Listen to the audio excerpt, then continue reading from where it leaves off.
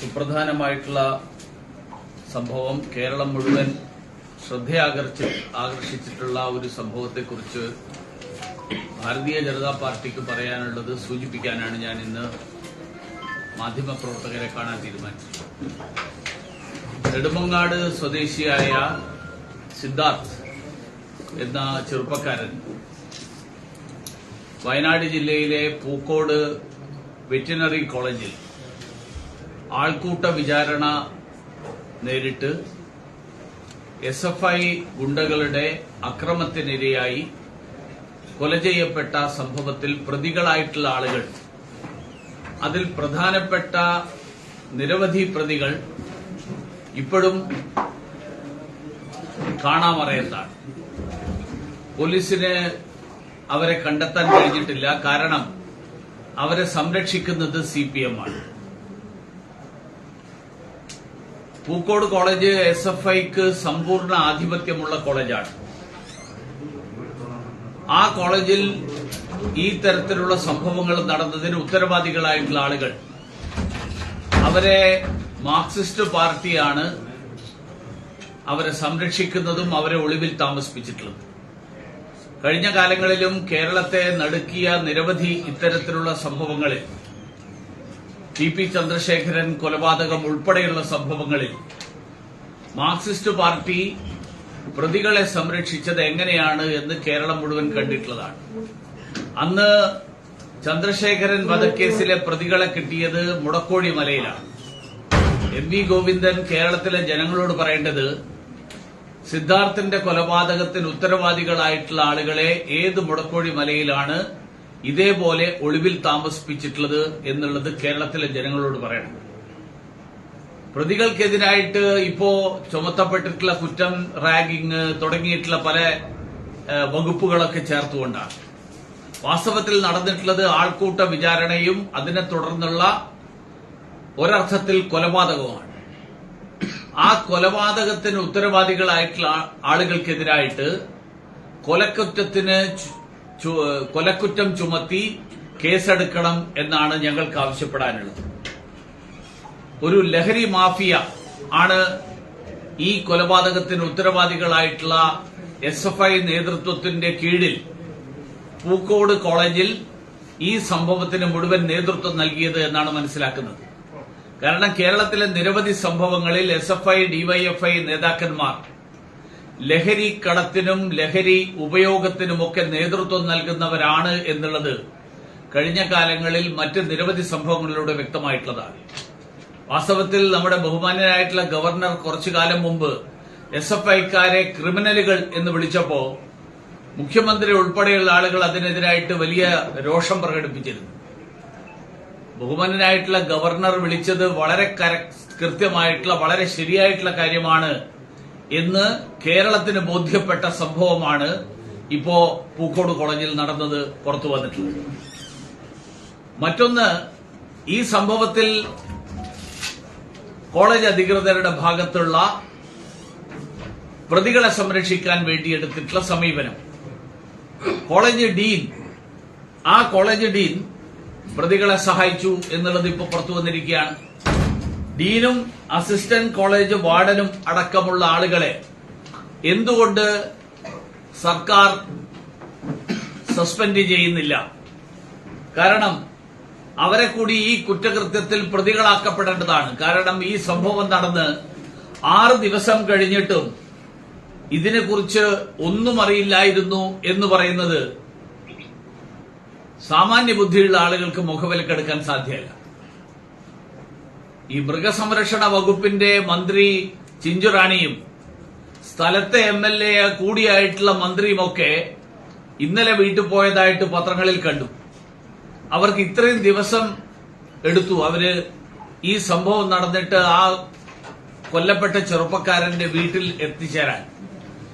വീട്ടിൽ ചെന്ന് സഹതാപം പ്രകടിപ്പിക്കുകയല്ല വേണ്ടത് ബഹുമാനപ്പെട്ട മന്ത്രിമാർ. പകരം മൃഗസംരക്ഷണ വകുപ്പിലെ ഈ പറഞ്ഞ ഡീൻ ഉൾപ്പെടെയുള്ള അസിസ്റ്റന്റ് വാർഡൻ ഉൾപ്പെടെയുള്ള ആളുകൾ, അങ്ങനെയുള്ള ആളുകളെ സംരക്ഷിക്കാൻ വേണ്ടിയിട്ടുള്ള ശ്രമമാണ് ചിഞ്ചുറാണി ഉൾപ്പെടെയുള്ള ആളുകൾ നടത്തിക്കൊണ്ടിരിക്കുന്നത്. അതുകൊണ്ടാണ് അവർക്കെതിരായിട്ട് സസ്പെൻഷനോ തുടർ നടപടികളോ ഒന്നും ഉണ്ടാകാത്തത്? 5 ദിവസം തുടർച്ചയായി മർദ്ദനമേറ്റ് വധശ്രമത്തിന് അടക്കമുള്ള തരത്തിലുള്ള ആക്രമണങ്ങൾ നടന്നിട്ടും ആ ഹോസ്റ്റലിൽ കിടന്നിട്ട് ആരും അറിഞ്ഞില്ല എന്ന് പറഞ്ഞാൽ അത് വിശ്വസിക്കണമെങ്കിൽ കേരളത്തിലെ സാമാന്യ ബുദ്ധിയുള്ള ആളുകൾക്ക് അത് സാധിക്കില്ല. അതുകൊണ്ട് ഈ തരത്തിൽ കേരളത്തിലെ ക്യാമ്പസുകളിൽ അക്കാദമിക് ഭീകരത നടപ്പിലാക്കുന്ന SFI എന്നുള്ള ക്രിമിനൽ സംഘം, ആ ക്രിമിനൽ സംഘം നടത്തിയിട്ടുള്ള ഈ കൊലപാതകത്തിന് അവർക്ക് കൂട്ടുനിന്നിട്ടുള്ളവരാണ് അധികൃതരായിട്ടുള്ള ഈ ഡീനും അസിസ്റ്റന്റ് ഹോസ്റ്റൽ വാർഡനും. അക്കാദമിക് ഭീകരതയുടെ ഭാഗമായിട്ടാണ് ഈ ഹമാസ് ഭീകരരെ മുഴുവൻ ഗ്ലോറിഫൈ ചെയ്യുന്ന ഇന്തിഫാദ് എന്നുള്ള പേര് ഇപ്പോ കേരള സർവകലാശാലയുടെ കലോത്സവത്തിനടക്കമിടാൻ കൊല്ലത്ത് ആ കലോത്സവത്തിന് പേരിട്ടിരിക്കുന്നത് ഇന്തിഫാദ് എന്നാണ്. ഹമാസ് ഭീകരരെ മുഴുവൻ തന്നെ മഹത്വവൽക്കരിക്കാനുള്ള നടപടിയെടുക്കുന്ന ആളുകൾ, ആ ആളുകളെ നടപ്പിലാക്കുന്ന ക്യാമ്പസ് ഭീകരത, ആ ക്യാമ്പസ് ഭീകരത അവസാനിപ്പിക്കാൻ ആവശ്യമായിട്ടുള്ള നടപടികൾ ഉണ്ടാക്കണം. മലയാളം ശ്രേഷ്ഠ ഭാഷയാണ് എന്ന് പറയുന്ന ആൾക്കാരാണ് മലയാളത്തിൽ ഒരു വാക്കും കിട്ടാതെ അറബിക്കിൽ നിന്ന് വാക്ക് കണ്ടുപിടിച്ച് കൊണ്ടുവന്ന് ഹമാസ് ഭീകരരെ മുഴുവൻ തന്നെ മഹത്വവൽക്കരിക്കാൻ വേണ്ടിയിട്ട് ശ്രമം നടത്തുന്നു. മൂന്നാമത്തെ കാര്യം, ഈ സംഭവത്തിൽ പോലീസ് ഉദ്യോഗസ്ഥന്മാരുടെ പങ്കാണ്. ഈ സംഭവം ഒരു ആത്മഹത്യ മാത്രമായിട്ട് അവസാനിപ്പിച്ച് ഈ കേസ് തേച്ചുമാച്ച് കളയാൻ വേണ്ടിയിട്ടുള്ള ആസൂത്രിതമായിട്ടുള്ള ശ്രമത്തിന് കൂട്ടുനിന്നവരാണ് പോലീസ് ഉദ്യോഗസ്ഥന്മാർ. സംശയാസ്പദമായിട്ടുള്ള മുറിവുകൾ കണ്ടിട്ടും പോലീസിന് ആ കാര്യം അന്വേഷിക്കണമെന്ന് തോന്നിയില്ല. ആഭ്യന്തരമന്ത്രിക്ക് ഈ കാര്യത്തിൽ തന്റെ ഉത്തരവാദിത്തത്തിൽ നിന്ന് ഒഴിഞ്ഞുമാറാൻ കഴിയുമോ? ആഭ്യന്തരമന്ത്രി മുഖ്യമന്ത്രിയാണ്. മുഖ്യമന്ത്രി ഇന്നലെ വളരെ കാര്യമായിട്ട് പറഞ്ഞത് തന്റെ ഇസ്തിരിയിട്ട വസ്ത്രത്തിൽ മരപ്പെട്ടി മൂത്രമൊഴിച്ചതിനെ പറ്റിയാണ് മുഖ്യമന്ത്രി വളരെ കാര്യമായിട്ട് പറഞ്ഞത്. പണ്ടത്തെ ആൾക്കാർ പറഞ്ഞിട്ടുണ്ട് മരപ്പെട്ടി ആർക്കാണ് കൂട്ടുനിൽക്കുന്നത്. അല്ല, ഈ മരപ്പെട്ടിക്ക് കൂട്ടായിട്ടുള്ള ആളുകളാണോ ക്ലിഫ് ഹൗസ് താമസിക്കുന്നതെന്ന് എനിക്കറിയില്ല. അത്രയധികം മരപ്പെട്ടി എവിടെ നിന്ന് നിൽക്കണമെങ്കിൽ. അപ്പൊ നമ്മുടെ നാട്ടിലെ ഒരു ചെറുപ്പക്കാരൻ സഹപാഠികളുടെ ലഹരി മാഫിയയുടെ മർദ്ദനമേറ്റ് കൊല ചെയ്യപ്പെട്ട സംഭവത്തെക്കുറിച്ച് മുഖ്യമന്ത്രിക്ക് ഒന്നും പറയാനില്ല. മുഖ്യമന്ത്രിക്ക് പറയാനുള്ളത് അദ്ദേഹത്തിന്റെ ഇസ്തിരിയിട്ട വസ്ത്രത്തിൽ മരപ്പെട്ടി മൂത്രമൊഴിച്ചു എന്നുള്ളതാണ്. ദയവ് ചെയ്ത് കേരളത്തിലെ ജനങ്ങളെ ഈ തരത്തിൽ വിഡ്ഢികളാക്കരുത്. മുഖ്യമന്ത്രിയോട് എനിക്ക് അഭ്യർത്ഥിക്കാനുള്ളതാണ്. കേരളത്തിലെ ജനങ്ങൾ നേരിടുന്ന ഏറ്റവും ഗുരുതരമായിട്ടുള്ള പ്രശ്നം മുഖ്യമന്ത്രിയുടെ ഇസ്തിരിയിട്ട വസ്ത്രത്തിൽ മരപ്പെട്ടി മൂത്രമൊഴിച്ചതല്ല. ഈ നാട്ടിൽ ചെറുപ്പക്കാർക്ക് ഉന്നത വിദ്യാഭ്യാസം നേടാൻ പോകുന്ന ചെറുപ്പക്കാർ, ആ ചെറുപ്പക്കാർ സഹപാഠികളുടെ ലഹരി മാഫിയക്ക് നേതൃത്വം നൽകുന്ന ക്രിമിനലുകളുടെ അക്രമത്തിനിരയായി മരണപ്പെടുന്നതാണ്. മരണപ്പെടുന്നു എന്ന് മാത്രമല്ല, അത് തേച്ചുമാച്ച് കളയാൻ കോളേജ് അധികൃതരും അതിന് കൂട്ടുനിൽക്കുന്ന ഒരു പോലീസ് സംവിധാനവും കേരളത്തിൽ നിലനിൽക്കുന്നു എന്നുള്ളതാണ്. അപ്പൊ അങ്ങനെയുള്ള പോലീസ് ഉദ്യോഗസ്ഥന്മാർ തൂങ്ങിമരിച്ച പാടുകൾക്ക് പുറമെ സിദ്ധാർത്ഥന്റെ കഴുത്തിൽ 2 ദിവസം പഴക്കം ചെന്ന മുറിവുമുണ്ടായിരുന്നു. ഇലക്ട്രിക് വയറിന് പുറമെ ബെൽറ്റ് കൊണ്ട് മർദ്ദിച്ചതിന്റെ പാടുകളും ഉണ്ടായിരുന്നു എന്ന് പോസ്റ്റ്മോർട്ടം റിപ്പോർട്ട് പറയുന്നു. ഇത്രയും കണ്ടിട്ട് പോലീസുകാർക്കൊന്നും തോന്നിയില്ല. അടിയന്തരാവസ്ഥക്കാലത്ത് കക്കയം ക്യാമ്പിൽ അന്ന് രാജനെ ആക്രമിച്ച് കൊലപ്പെടുത്തിയതിന് സമാനമായിട്ടുള്ള കൊലപാതകമാണ് ഈ നടന്നിട്ടുള്ളത്. അതുകൊണ്ട് ഈ സംഭവത്തിന് ഉത്തരവാദികളായിട്ടുള്ള പോലീസ് ഉദ്യോഗസ്ഥന്മാർ ആരുടെ നിർദ്ദേശപ്രകാരമാണ് ഈ SFI ക്രിമിനലുകളെ സംരക്ഷിക്കാൻ വേണ്ടി ഈ സംഭവത്തെ ആത്മഹത്യയായിട്ട് ചിത്രീകരിച്ച് തേച്ചുമാച്ച് കളയാൻ വേണ്ടിയിട്ടുള്ള ശ്രമം നടത്തിയത് എന്ന് കൂടി അന്വേഷിച്ച് പുറത്തു കൊണ്ടുവരേണ്ടതുണ്ട്. അതിന് ഉത്തരവാദികളായിട്ടുള്ള ആളുകൾക്കെതിരായിട്ട് കൂടി നടപടികൾ എടുക്കേണ്ടത്.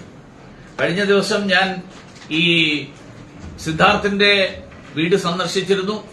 അച്ഛനുമായിട്ട് സംസാരിച്ചിരുന്നു. അച്ഛനും അമ്മയുമായിട്ടൊക്കെ സംസാരിച്ചിരുന്നു.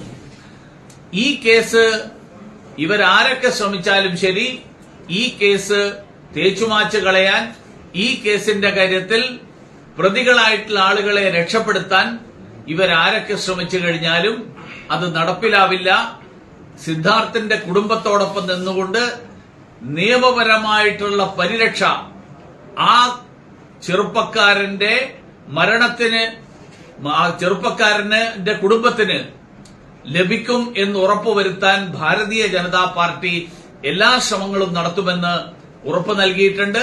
അതുകൊണ്ട് സർക്കാർ ഞങ്ങൾ നേരിട്ട് ഈ പ്രശ്നത്തിൽ ഇടപെടുന്നതിനുള്ള ഒരു സാഹചര്യത്തിൽ ഉണ്ടാകുന്നതിന് പകരം സർക്കാർ തന്നെ സർക്കാരിന്റെ ഉത്തരവാദിത്വം നിറവേറ്റണം എന്നാണ് എനിക്ക് പറയുന്നത്.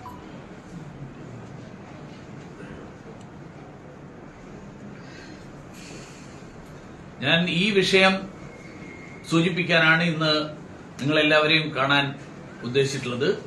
അതുകൊണ്ട് ഇന്ന് ഈ വിഷയത്തെ സംബന്ധിച്ചിട്ടുള്ള എന്തെങ്കിലും ചോദ്യങ്ങളുണ്ടെങ്കിൽ ആ ചോദ്യങ്ങൾ ചോദിക്കാം. മറ്റു വിഷയങ്ങൾ നമുക്കിനിയും കാണാം.